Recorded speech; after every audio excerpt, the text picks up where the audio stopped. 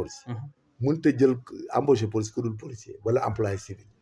ok voilà parce que auxiliaire de police man tout le temps je me suis opposé. nee naa leen affaire auxiliaire yi bu ngeen ci bañee am problème. armée ngeen di bàyyi même bu ñu recruter 4000 hommes. bu ñu paree jox gendarmerie jox ñëpp ba pare gérer leen. avec leur livret militaire. leur état signalétique. ñu jox leen seen bonne conduite bu ñu paree. ñu defi concours yi comme ñëpp. ok il fallait pas que police yow rek recruter ay gens. te dugal leen duñu ay policiers légalement haut donc fi mu ne nii Sénégal amoon droit téye nit plus de 2 ans te embauché wu. déedéet. ci régime juridique kii bi la. code du travail. pratiquement c'est assimilé. voilà soit c'est des policiers ou non parce que police amul ay auxiliaire de police amul affaire yëpp amu fa. ay auxiliaires yi ñuy wax.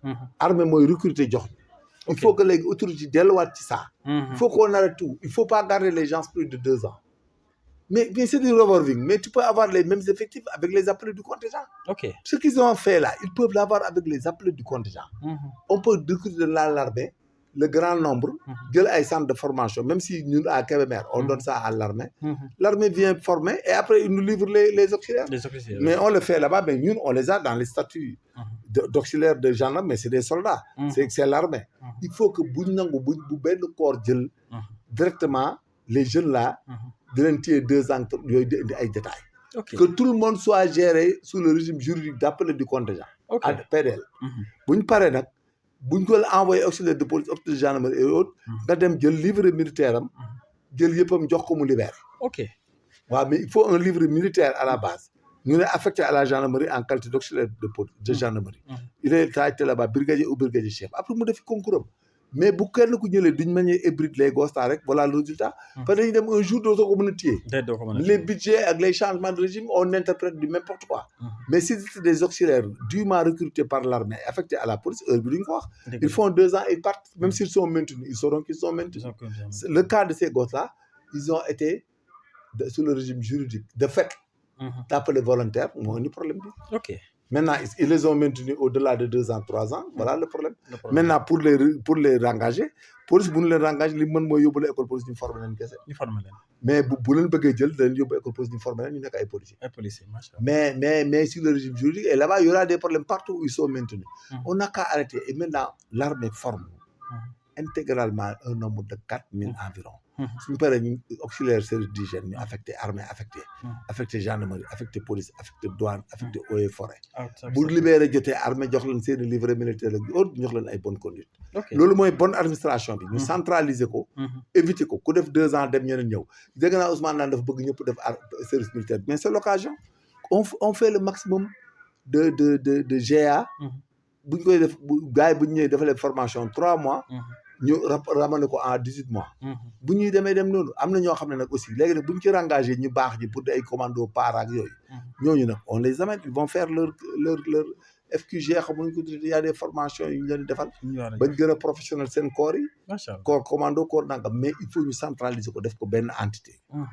ñun buñ duggagum ci conférence ay gendarme volontaire ak gendarme stagiaire ak yëpp ça va amener des problèmes parce qu'il faut un cadre juridique et statutaire gis nga mi ngi mel ne ASP boo xam ne amul avancement amul chef amul échelon amul dara nga bëgg leen jël duñ may mais da nga leen di embaucher ASP ils ont fait 10 ans kenn leen libéré duñ leen di embaucher bu ñu leen embaucher il faut que hiérarchiser ko corps bi am moo tax yàgg naa leen wax ne il faut réformer la police et faire des corps de la police où l'on intègre ces gens-là toutes ces histoires-là de ASP doivent être à la police on a fait une police communautaire municipale gérée par la police ils sont affectés là-bas on met un encadrement de policiers mais fii nga jël retraité fii jël benn gendarmerie armée police ku la neex jël un DG yooyu ay yëf yi c'est de l'enfantillage et ça finira un jour par éclater da ngay jël statut bu normal nga jël gars yi dugal leen ci benn corps boobu am avancement corps boobu mën na am ay ASP de première classe de deuxième classe ASP de première classe am brigadier des ASP brigadier chef des ASP c'est ça ainsi de suite quoi defal leen benn grade benn système de hiérarchie ak une formation il y a un curriculum pour les former et tout ça nga def ko am ay postes de leen affecté def les protocoles ñu nekk en soutien à la police il faut qu'ils viennent de soutien à la police wala nga am am cadre booy ñu ci yónnee gendarmerie ak yooyu ak yeneen yi ngeen di affecté directement ñoom ñu administrer leen mais ils n'ont qu'à voir comment régler ces histoires là hybrides là partout ça fuse de partout surtout ces temps passés ay ASP police am ay police xaw ma volontaire genre non yooyu il faut arrêter. Il faut que armée recruter nit ñi. affecté leen. bu ñu paree mu libérer leen bind leen dans la réserve. et puis ces gosses-là doivent être dans la réserve générale pour en temps de guerre et en cas de besoin ñu rappeler leen. En tout cas merci beaucoup ci leeral yu am solo yooyu dem ci wàllu police ak policiers yi volontaires yooyu nga xam ne libéré nañ leen te vraiment mu indi benn tollé au Sénégal alors dañu attaqué deuxième partie major ñu gis rek ne livre bu am solo bi yow yaa ko produire yaa ko bind d'abord on va la première question mooy lan moo sabab livre lan moo tax nga xalaat war a bind ci guide de formation civique et morale des forces de défense et de sécurité du Sénégal lan moo la. C'est ça c'est-à-dire on était dans la formation aux Nations Unies.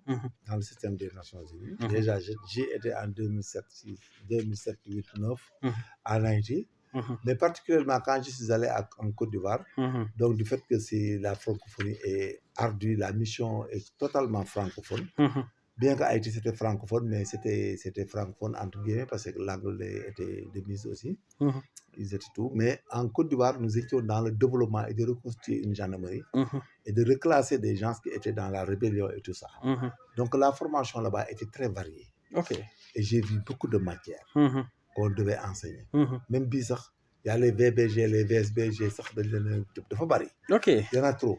Maintenant, je me suis dit que mais pourquoi pas faire une compilation pour pouvoir permettre à des forces de sécurité comme les nôtres, ce qui est la gendarmerie, la police au Sénégal, l'armée et tout ça et tout le monde, pour leur permettre d'avoir benn guide boo xam ne boo compiler l'affaire bien agencé, da leen di permettre ñoom d'avoir un background dans la formation civique et morale, c'est-à-dire comment faire la police, les informations que tu dois avoir, connaître ton pays d'abord en introduction par la constitution, comprendre en quelque sorte là où nous sommes et le continent où nous sommes, les avantages, aller vraiment vers le leadership, le commandement, comment commander, comment gérer les gens, connaître aussi les droits et devoirs d'un policier, ce qu'il ne doit faire et ce qu'il ne doit pas faire, ainsi de suite, et aller jusqu'au contrôle démocratique. Et puis aller sur les immunités aussi, parce que les gens ne savent pas les immunités parlementaires et les immunités diplomatiques. Donc, bref, il y avait beaucoup de matière à compiler. C'était ainsi que l'affaire a été gérée pendant presque une dizaine d'années. Parce que moi, j'étais dans cette mission en 2013, 2014, 2015. Et quand je suis revenu, je l'ai écrit d'abord sur place, corrigé d'année en année. Imagine de 2015 que je suis revenu avec. Aujourd'hui, ça fait 10 ans. Oui, tout à fait. Avec vous aussi, vous avez participé à ça dans la correction et tant d'autres sommités pour qu'on puisse arriver à faire cela. Et ce qui permettrait à un policier, un gendarme, un militaire et même d'autres personnes de l'avoir à leur chevet et de lire ça, ce qui les passionne. Et chaque matin, ça va les armer quand ils partent au travail. Oui, tout à fait. Ça te met, boy liggéey da ngay xam yu bari et puis da ngay xam même les institutions internationales dañ ci am ay notions. Da nga xam le contrôle démocratique. Da nga xam comment tu dois te comporter vis-à-vis des populations. Yow it lan mooy sa avantage par rapport aux populations. Le contrôle de la relation civile ou militaire et là-dedans. Donc voilà que bref, ce n'est qu'une information qui va donner, qui va renforcer la capacité, qui va renforcer la capacité des bénéficiaires, qui sont rien d'autre que des forces de sécurité de défense et d'autres personnes informées qui veulent en avoir des connaissances pointues. Et cela leur permettrait quand même d'avoir un background pour intégrer même la société intellectuelle. Parce qu'un gendarme, un policier quand même, il faut que tu aies de bonnes informations en ce qui concerne ton pays, ton travail et le fonctionnement des institutions. Ça va t'armer et puis ça te permet de discuter avec autant de personnes comme nous. Aujourd'hui, si nous avons l'audace d'écrire, de compiler ce livre et de parler dans la presse et de parler